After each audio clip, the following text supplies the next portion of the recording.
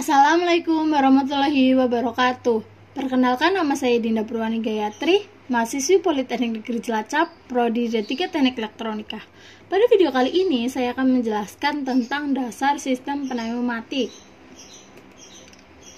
Sistem pneumatik berasal dari bahasa Yunani, yaitu pneuma, yang berarti udara. Istilah pneumatik selalu berhubungan dengan teknik penggunaan udara bertekanan, baik tekanan di atas 1 atmosfer maupun tekanan di bawah 1 atmosfer atau vakum. Sehingga pneumatik merupakan ilmu yang mempelajari teknik pemakaian udara bertekanan atau udara KEMPA. Dalam penerapannya, sistem pneumatik banyak digunakan sebagai sistem automasi. Nah, kelebihan sistem pneumatik yaitu yang pertama, fluida kerja mudah didapat dan ditransfer. Yang kedua, dapat disimpan dengan baik. Yang ketiga, penurunan tekanan relatif lebih kecil dibandingkan dengan sistem hidrolik. Yang keempat, viskositas fluida yang lebih kecil sehingga gesekan dapat diabaikan. Yang kelima, aman terhadap kebakaran. Lalu ada klasifikasi sistem pneumatik.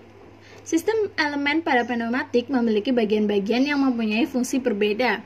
Di sini sudah terlihat klasifikasinya dan contoh rangkaiannya untuk di fluid sim. Di sini ada output atau akuator, lalu pengendali sinyal yang sama dengan katup pengendali sinyal, pemroses sinyal atau prosesor atau katup kontrol, NOR, NOR, dan lain-lain.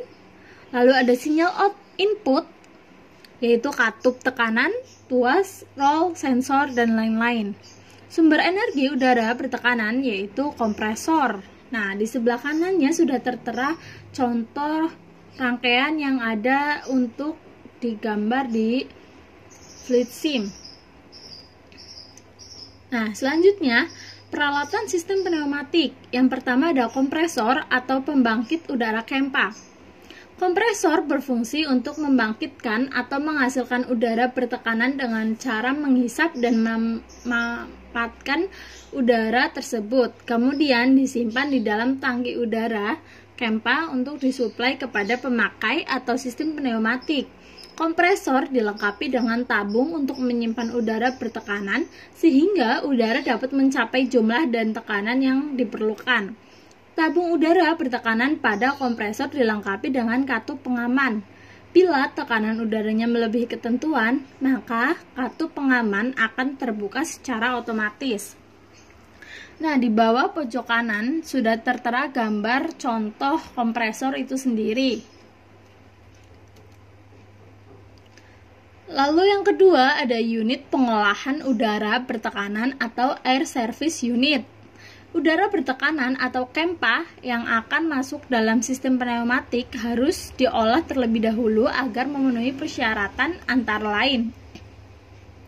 Yang pertama, tidak mengandung banyak debu yang dapat merusak keausan komponen-komponen dalam sistem pneumatik. Yang kedua, mengandung kadar air rendah. Kadar air yang tinggi dapat menimbulkan korosi dan kemacetan pada peralatan pneumatik.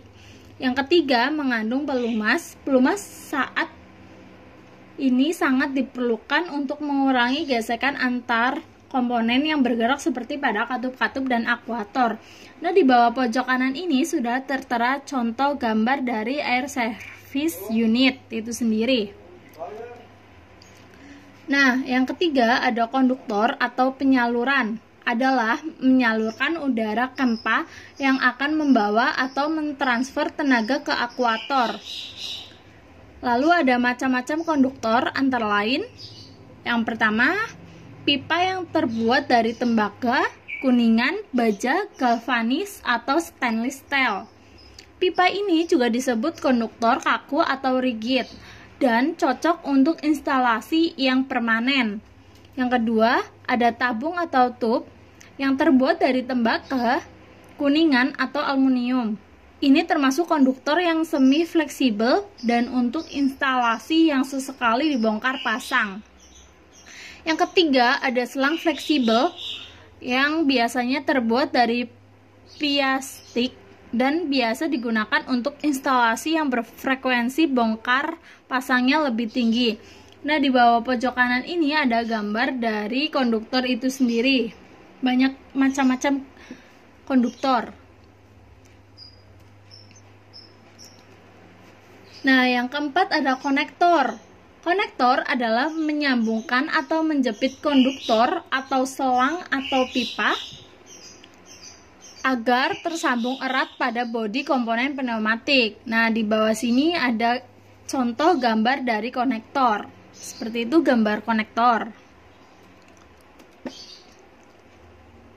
Lalu yang kelima ada katup-katup pneumatik. Katup berfungsi untuk mengatur atau mengendalikan arah udara kempa yang akan bekerja menggerakkan akuator. Dengan kata lain, katup ini berfungsi untuk mengendalikan arah gerakan akuator. Katup-katup pneumatik diberi nama berdasarkan pada 1. Jumlah lubang atau saluran kerja atau port. Yang kedua, jumlah posisi kerja. Yang ketiga, jenis penggerak katup. Dan yang keempat, nama tambahan lain sesuai dengan karakteristik katup. Nah, di bawah pojok kanan ini sudah tertera simbol katup pengatur arah, sambungan port, dan posisi. Bisa dilihat di bawah pojok kanan ini. Terima kasih. Sekian video dari saya, kurang lebihnya saya mohon maaf. Wassalamualaikum warahmatullahi wabarakatuh.